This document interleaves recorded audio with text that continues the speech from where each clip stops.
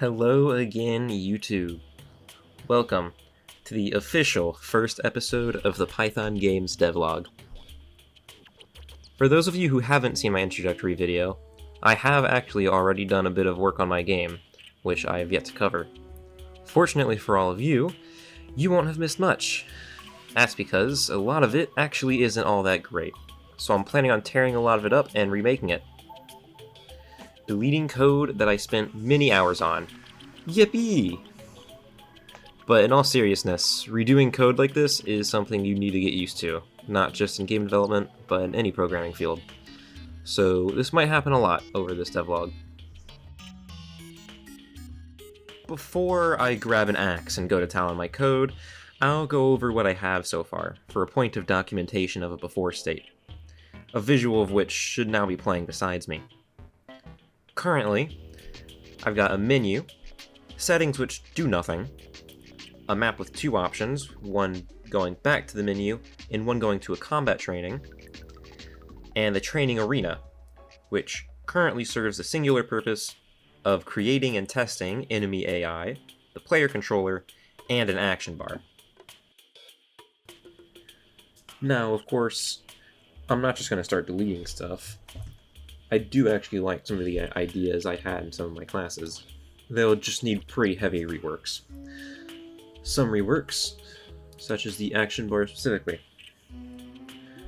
which will need to be worked from the ground up because it's really janky, and I have better ideas for how to make it work.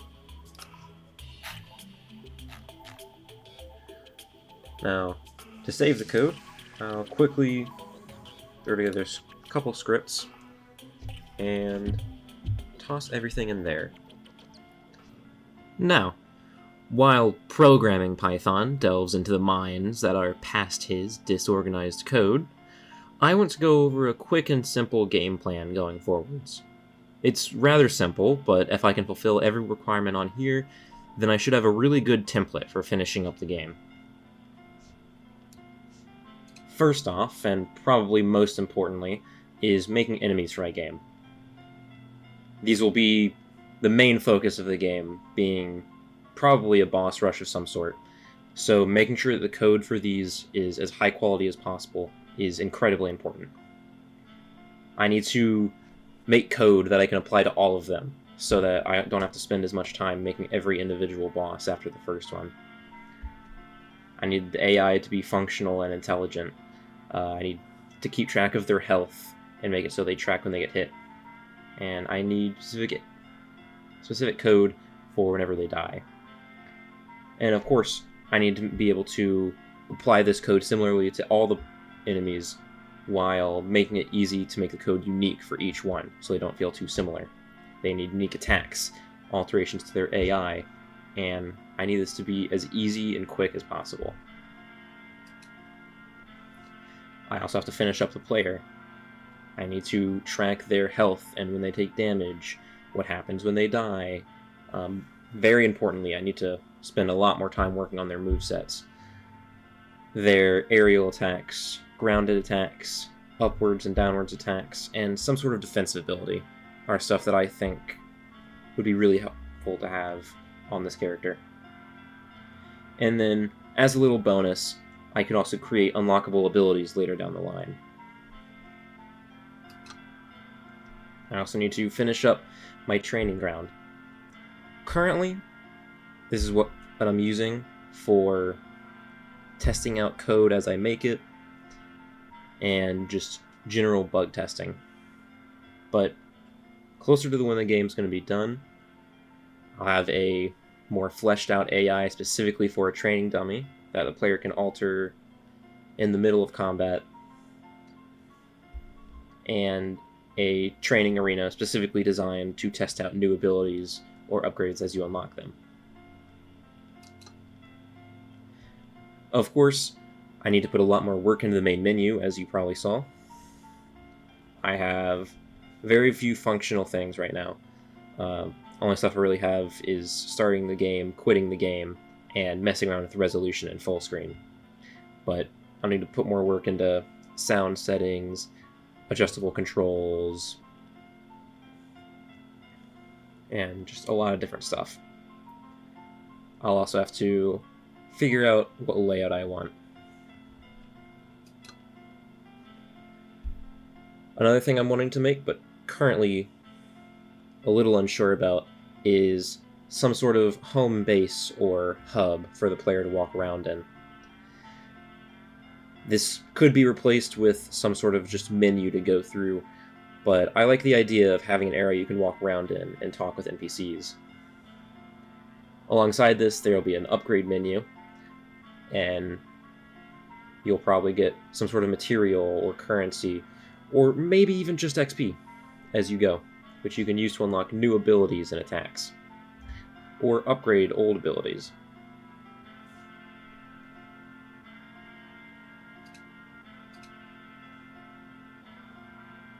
Now, as I've mentioned before, I'm really hopeful to be able to make this a very story-heavy game.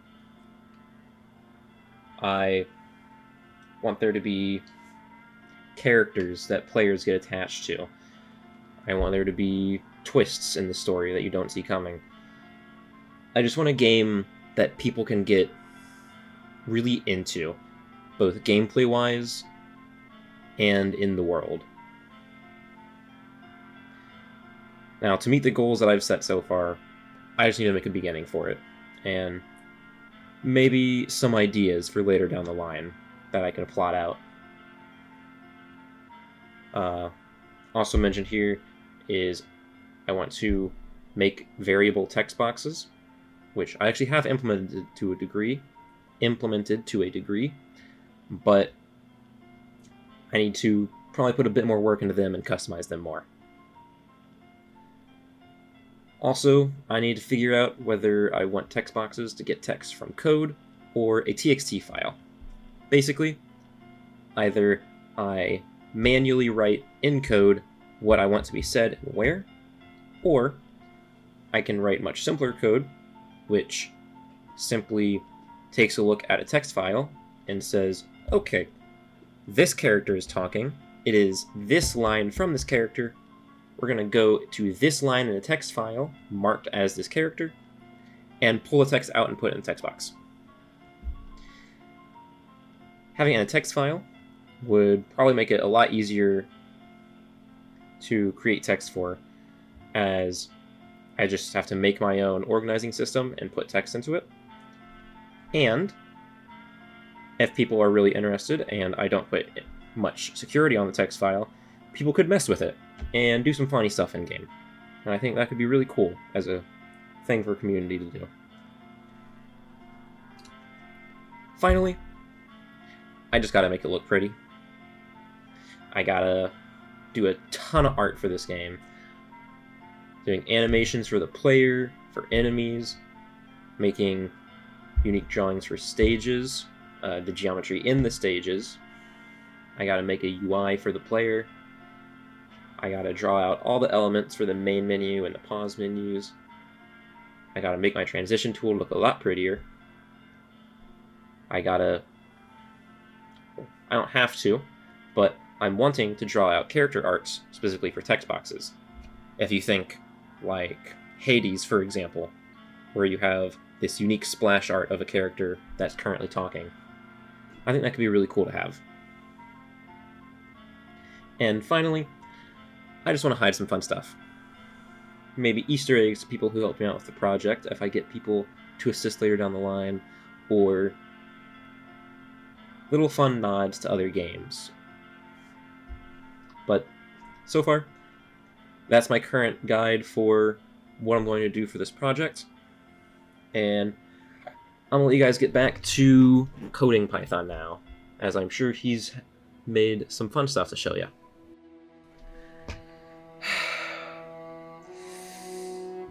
Okay, it's done. It's done now. So, I did actually accomplish some things that, surprisingly, turned out pretty well. And all it took was about a dozen hours of my time, a quarter of my sanity, a slit palm, and an unattended child. Here's a breakdown of my process of implementing my most recent changes. The very first thing that I wanted to accomplish was fixing up my enemy intent bar. I've called it a couple things up to this point, the main other one being the action bar or action visualizer. However, with how it fits into my game, the enemy intent bar sounds most fitting. The intent bar, as I'm sure Slideshow Python covered, is really bad. To give an example of how bad it is, the old bar worked like this. A timer attached to the enemy finishes, marking that the enemy wants to perform an action now. The enemy adds an action, calculated by its AI, to an invisible queue that it can access. This queue is then sent via a signal to the node containing the intent bar, which then breaks it down into individual actions, which it places as icons onto the bar. The icons take turns moving one by one across the visualizer, initially starting as a stack, or when they're added, building up on top of that stack. Whenever an icon reaches the end, it queue frees itself, which is a built-in function in Godot that simply deletes the object, so it's gone. And then, it sends another signal back to the enemy to actually do the animation and effects for the action. Do you see the problem there? The whole system is way too convoluted, and so many roundabout steps are being taken to achieve a goal that could be done so much more elegantly with different methods. I mean, you have one node sending a signal to another node, which sends a signal back to it so it can perform an action that it decided all on its own. I mean, I should be able to cut out the entire send back process and be completely fine. So, obviously, I tore up all the code related to actions and the intent bar in any node that they were found in, and remade them from the ground up. Here's how it works now. Starting from nothing, a timer in the enemy runs, and when it ends, it signifies that it wants to perform an action. Its AI, again, calculates the action it wants to do. However, if this action is an attack, it instead pulls a random combo from a separate list of possible attack combos I have. This list would be different based on the enemy you're fighting, and I'd be able to make multiple lists that it could use, so it could do different combos in different phases or at different health levels. Once it decides this queue, it sends this individual action or set of actions to the intent visualizer and begins another timer for a time attached to the action. The visualizer then creates an icon off-screen instead of putting them all onto a stack, and calculates whether it should launch it immediately, and if so, how fast it should be. Once the icons hit the end of the bar, they queue free again, and that's it. I have fully disconnected them from the functionality of the enemy, and these icons are now purely visual. I could fully remove the bar, and as long as I made it so that errors don't happen when it tries to access something that doesn't exist, the enemy AI would work completely fine. Now, the enemy, on the other hand, uses its own timer, as mentioned earlier, to determine when its actions take place, and the way it's coded has the actions and icons simply finish at the same time. Now, the other thing that I worked on, which was much less stressful, believe me, were the animations for the player. They were more than a little broken after I gutted a bunch of my code, so I had to take another look at them to really make sure that they were clean and reliable. Here's how it looks now. It starts with a if statement, which may look a bit confusing at first, but essentially says if the direction is not 0, which means if you're moving, since direction being 0 means you are standing still, And if the current action state is not attacking or stunned, then if you're moving to the right, it does not flip the horizontal axis of the sprite. And if you're moving to the left, it does flip it. Basically, this is just controlling the direction that the character is facing. Following that is a 4-part FLF series of statements. These ones controlling the actual animation, or in some cases, frame, playing for the player. The first one, make sure that you are standing still via direction equals 0 again. And once again, you're not attacking or stunned. However, you're also not marked as moving. And it also runs another check to make sure you're on the floor.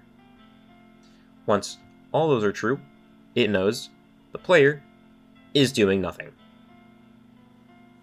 And if the player is doing nothing, it sets the model to a very specific frame, which is the player, believe it or not, doing nothing. Following that is an LF statement. Here, it checks that your velocity is upwards, which means you're going upwards, and that you are not stunned.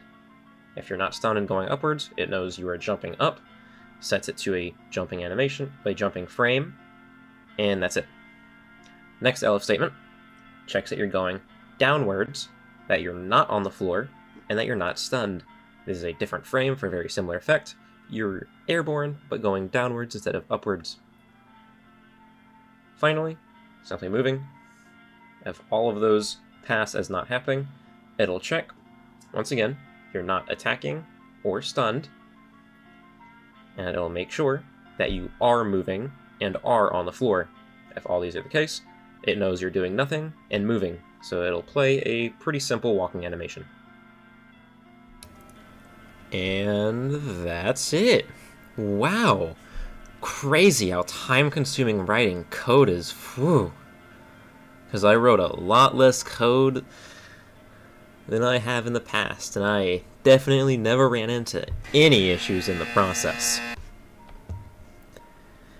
Okay. Who am I kidding? This whole process was, how do I put this? It was a learning process. Eye-opening. Humbling. What's some other synonyms for humbling? Let's see here. Make someone eat crow. Sure. Let's go with that one. Okay. I can only stall with rambling for so long, so here's me eating some crow, I guess. Okay. Reading off of a list of everything that went wrong, and providing some visual context to go alongside you. Reference variables kinda suck, actually. Okay, basically, when I said that I was using a list of potential combos for the enemy to pull from, I was pulling from them by copying a segment out of that list and then using that list for actions. Basically, every time it would need to do an action, it would use the pop function on the list to remove the first section of it and also return the first section of it, which is very convenient because it lets me remove it so it doesn't get in the way and use it at the same time. However, since lists are reference variables, when I messed with a custom variable I made, it also messed with the original list. So when I was popping this list, it was popping that list. That took me about an hour or two, maybe, to learn the amazing lesson, and probably a great takeaway, that the duplicate method exists and is a blessing. Next I've written down is the typecast incident. I'm not ready for that one yet. Let's come back to that one. Okay. Next, I was not consistent with the methodologies I went to go about stuff at all in the past. For example, I have to, when I go about attacks, I use animations for my attacks. And in these animations, there is a hitbox that I can turn on and off for attacks. And for the enemy, that is exactly what I did. Its attack hitbox is turned on by its animation, and then back off by the same animation when it no longer wants to try to attack. And it simply checks if you're in the animation or not to hit you. However, in my player, the animation is calling a method, and that method checks if anything is in the hitboxes. The hitbox never turns on or off. It just doesn't do anything until that method is called. So, currently, that is still the same, and the inconsistency is a little annoying, but it works. So, it's not too much of an issue at the moment, but I may fix it later down the line. Next up, tweens are awesome. Tweening is something you can do in Godot, and probably some other programs too, where you take a value, and over time, via a method in code, this has nothing to do with animations or an animation player, purely in code, you can have this value cleanly transition to another one over a specific amount of time. These are amazing, and I wasted hours trying to use animations to move between places where I would change the animation using code because I forgot these exist. Oh my god, use tweens. So I guess it's time to talk about the incident.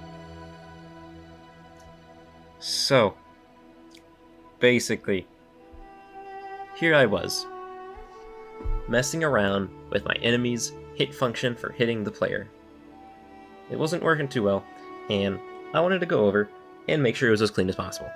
So, I do my regular stuff, rip some stuff out, put some clean new stuff in, and test it. It doesn't work. Well, the first part of it not working was it wasn't detecting hits at all. That took a bit of time, but I figured it out. And the solution is that when I moved the enemy hitbox collision activation from toggling the hitbox to reading the hitbox, I forgot to reset the default value of it, so it was always off. So when I fixed that, that was fine. That wasn't a bad problem. I just didn't know where to look for a bit.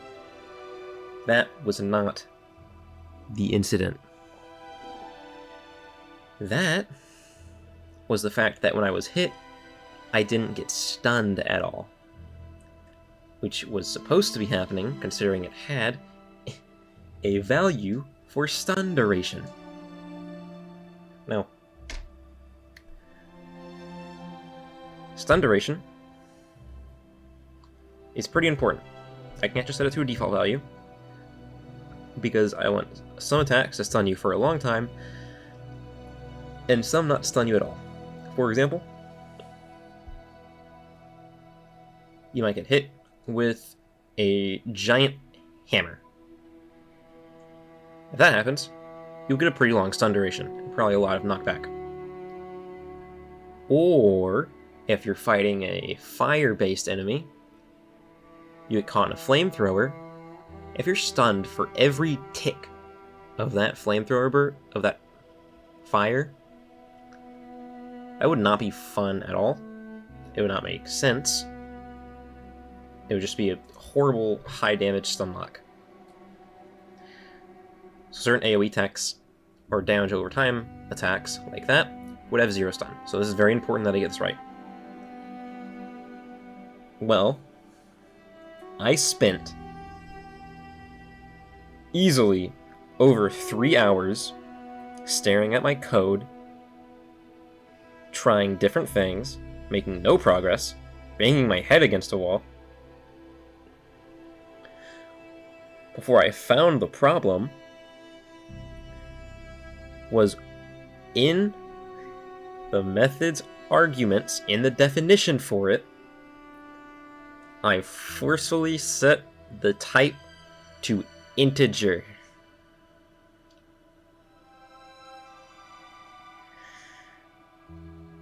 Now, the reason this is bad is because in basically every programming language, or at least all the ones I know of, when you take a double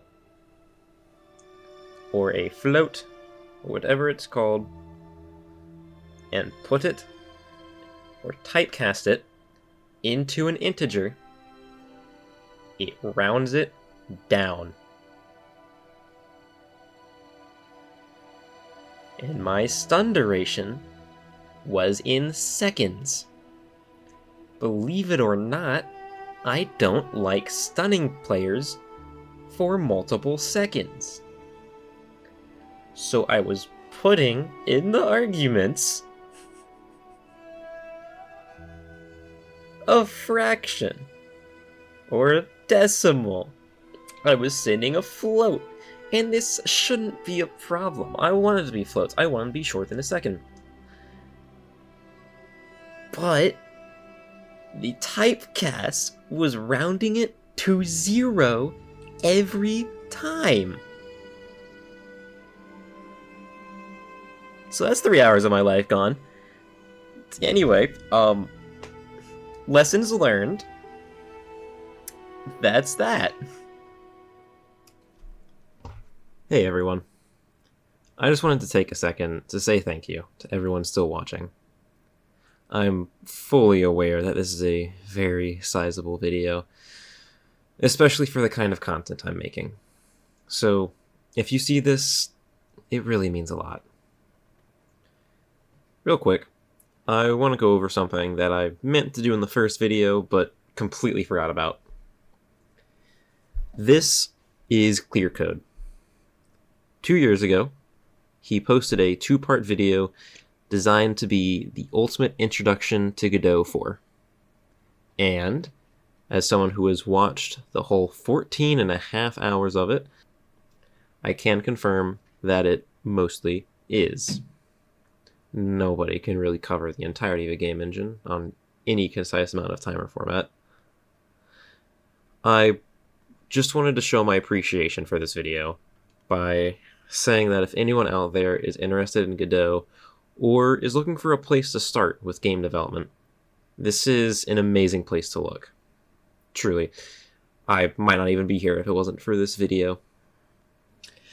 Hey, post-editing Python here.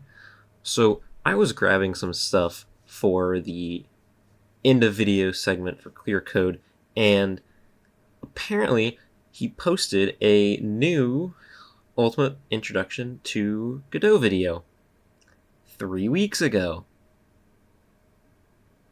That's convenient timing. Well, go check that one out too, I guess. I might have a look at it myself. Beyond that detour, I'll go ahead and perform the mandatory shell out.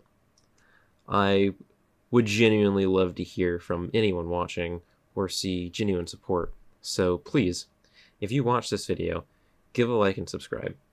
And even if you have nothing to say, I implore you to add something to the comments. Even just a watch to the end, ! Would be awesome. Anything to make my viewers more than numbers on a screen. Alright. I'm pushing the length of this video as is, so I'll say my goodbyes. If my progression in programming and editing is anything to judge off of, then you'll probably see me again within a couple weeks. Well, see you next time, gamers.